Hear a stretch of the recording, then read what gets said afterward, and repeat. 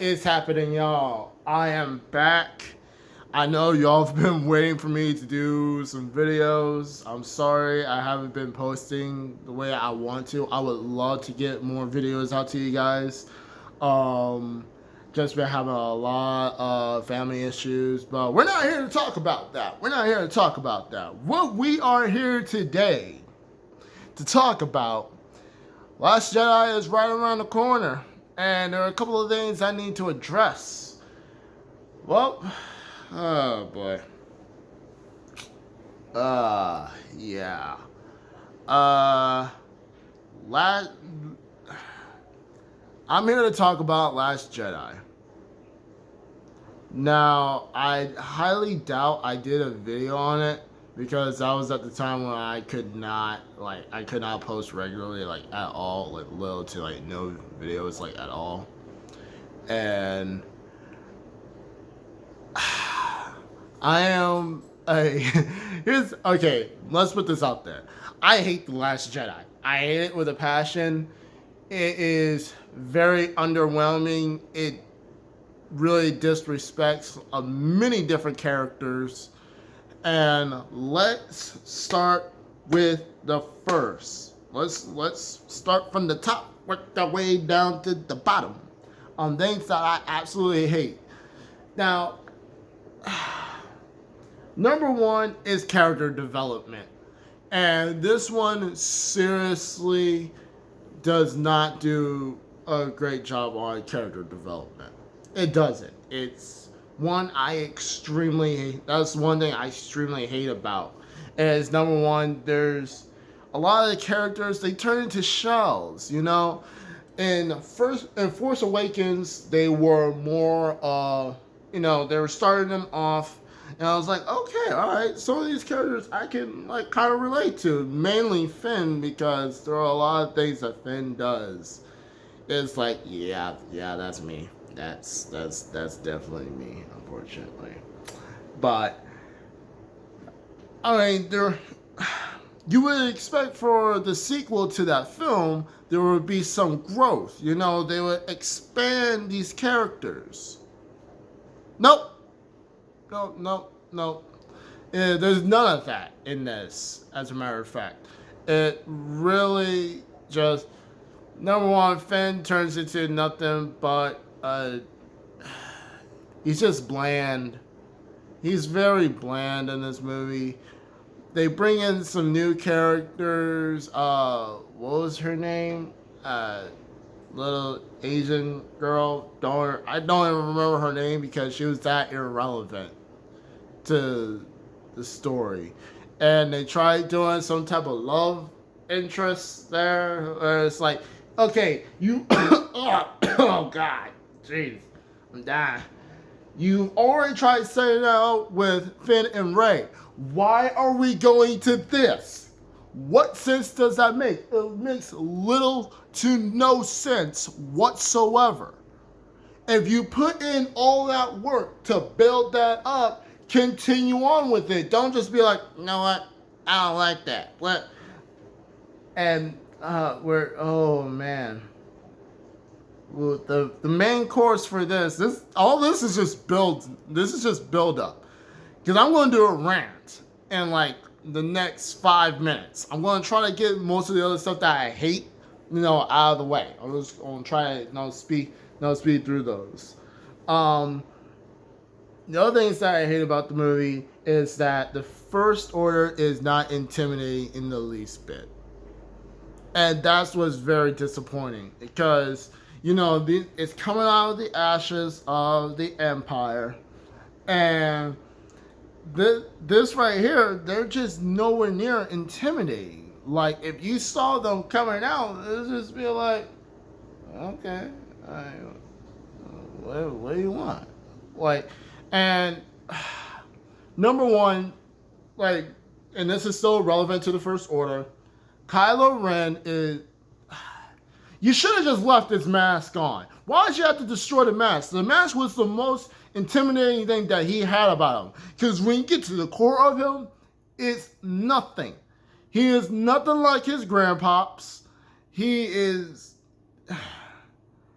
When he had the mask on, it built that mystery and it held that.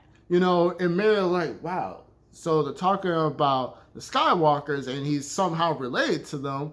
It builds that mystery. If they kept the mask on, it would have been perfect. But no, when they took off his mask, I remember when I went to go see Force Awakens, I was just like,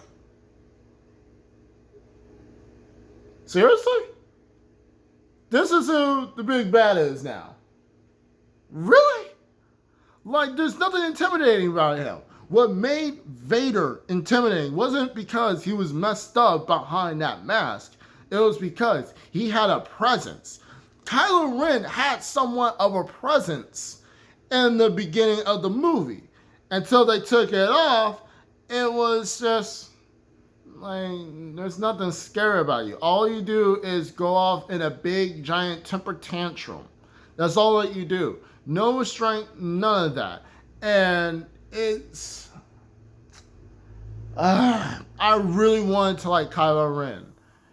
And when they brought him in for Last Jedi, I was like, please make me like him. Please make me like him. And throughout the whole entire movie, I just did not care. I just straight up did not care about him. His boy Hux is useless. He's useless. Like, the dude is just a freak. He just stands there, and if he does anything wrong, he's just like, ah! Ah! Oh, man. And speaking of Hux's plan to get rid of the rebels, he's just like, no, one of the stormtroopers was like, so should we go after them? Because, they're like slightly out of range for the bombers. So he's like, no, let's just let them know that we're here. And we'll wait until their shields go down. Okay. Number one, if it was the Empire, I guarantee you the Empire would have been like, okay, let's finish this thing off real quick. I'm done playing with these guys. Let's show them why we are who we are. Because it would have been done. It would have been done right there. But no.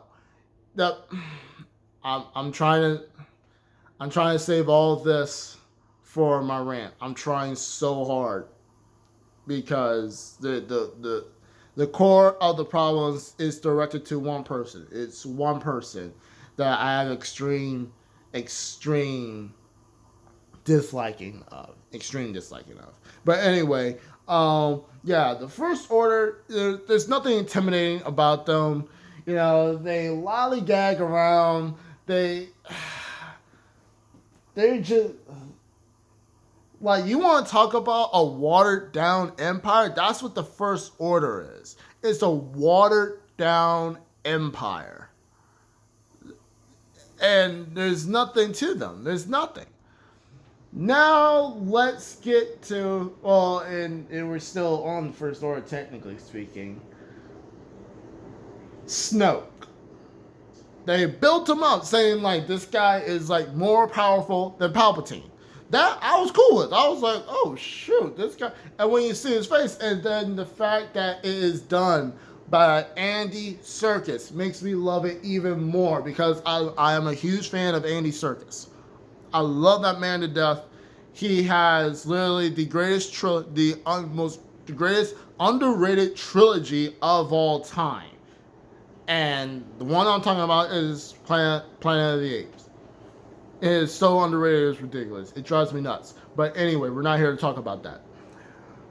What I am going to talk about is on how his character is so easily taken out. Are you serious?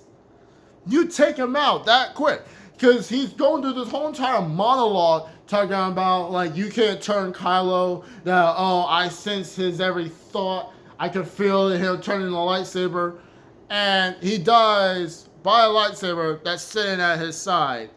And I almost left because of that. That was one reason I almost left. Because it was like, are you serious? You spent a whole movie building this character up, and you just get rid of him? You just like, no, he wasn't that important, so, we'll just make Kylo seem he's even more powerful than him. And I'm trying so hard.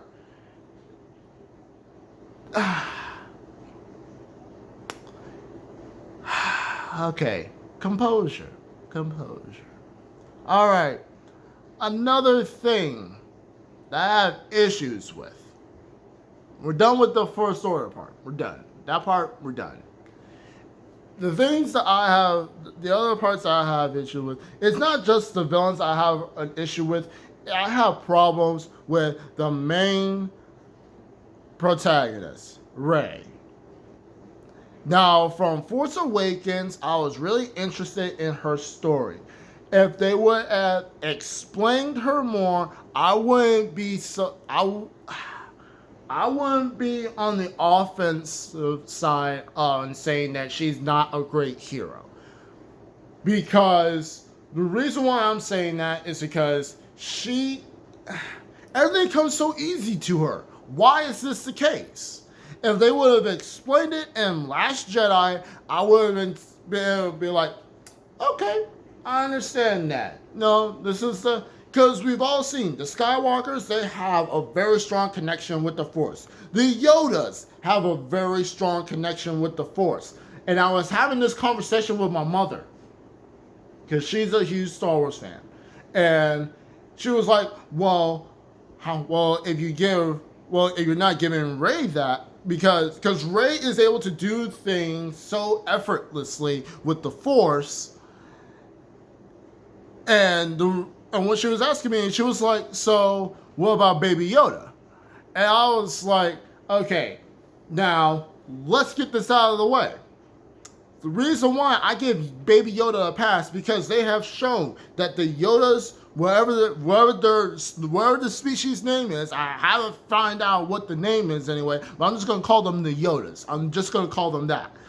The Yodas have a special connection with the Force, even at a young age. But even it showed on episode 2? Yeah, it was episode 2 of The Mandalorian. It showed that even when Baby Yoda was using the Force, it took something out of him. Like, it tired him out a lot, because he was asleep throughout the rest of the episode.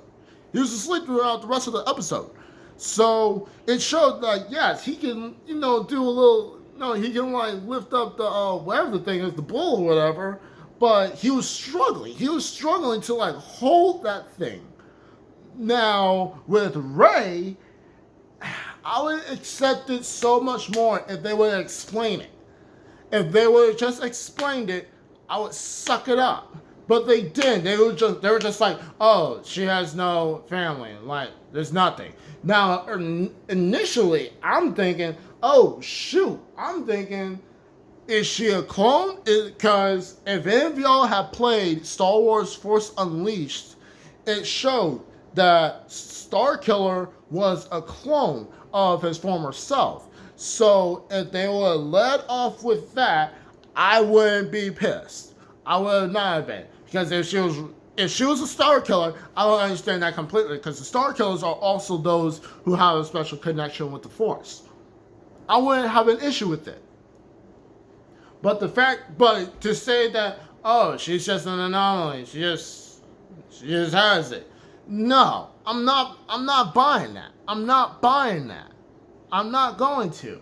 Because if you would give the characters something, and this is the reason why Mandalorian is doing so well. This is why Mandalorian is doing so well. It's because the Mandalorian is not perfect at all.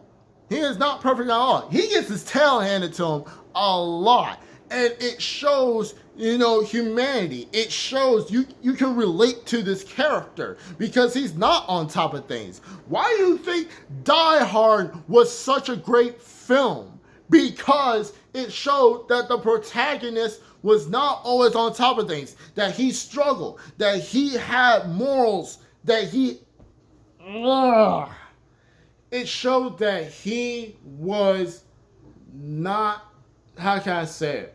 He wasn't the Superman. That's the reason why people like Batman more than Superman. Because Superman, he can do anything. He's impervious. Whereas Batman, he doesn't have superpowers. He's not perfect. He has his flaws. And that's what makes a good character.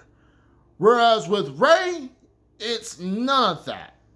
It shows that the only time it showed her having any struggles is when Luke was first trying to teach her about feeling the Force, and she went immediately to the dark side or whatever. That's the only thing that I liked, was that it showed that she can be easily manipulated, easily, and it was. Oh man, I'm getting myself worked up so easily on this movie because I cannot stand this movie for the life of me. Now, let's get to the core of this colossal of a mess. Oh boy. Rian freaking Johnson. You are literally the worst, the dumbest, the most insulting director of all time. Because you took what J.J. Abrams was building and you tossed it out the window. And that's why Rise of Skywalker isn't going to be that great. Even though J.J. Abrams is coming back, this has been such a colossal mess because of Rian Johnson taking this. The story is stupid.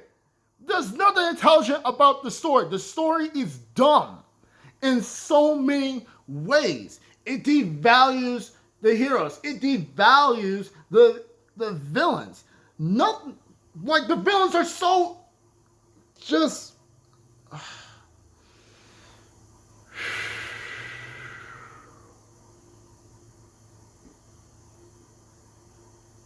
Everything about this movie goes right down to the writing. The writing is horrible. It's god awful. What you have done is taken all the things that I had liked about Force Awakens and tossed them out of the way, or out the window. You just threw them out. And you try incorporating your ideas into this, and it doesn't work, not in the least. Because when we were introduced to Rey, they're basically trying to say that she does have a past. There is something connecting her to the Force. And the fact that you go out of your way to destroy that pisses me off. Because if you were to just say that, oh, she just has a connection. She just has a connection. And that's all that it is. And I'm not going to get into the identity politics because I don't feel like getting into it because it's going to give me a headache. I already have a headache today. I'm tired of this freak. But the fact that you take these simple characters and you could have done something really great with them, but instead what you've done is turned them into hollow shells angers me beyond belief. Because what came into your head to think that, oh, well, the First Order is they're about to destroy the Resistance, but they could easily just screw this, speed up, take them out, it would have been done. But nah, you play this stupid cat and mouse game, and it's the dumbest idea ever that, oh, we need a code breaker that's on this rich planet and no one else can do it. Whereas when you guys get yourselves in the prison cell, you find someone that can do the job, so it's really not that difficult. How stupid do you have to be? Because that's the dumbest idea I've ever seen in my entire life. Everything in this movie does so many stupid, it has so many stupid ideas. It drives me nuts because it's like, how can you be this disconnected to reality? It doesn't make sense. It blows my mind completely because it shows that there was no creativity with the story. And if you have the nerve to say this was creative, you know what? I'm not going to say it. I'm not going to say that because you are entitled to your opinion. Everybody's entitled to their opinion. I'm entitled to my opinion. You don't have to take what I say to heart. You don't have to. And I'm fine with that.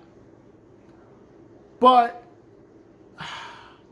to say that, and this is a direct quote from Rian Johnson saying that, oh, well, this is just a toxic fan base, that, oh, you guys are just too masculine. You don't want to see women being, and doggone it, I'm getting back into that stupid identity politics.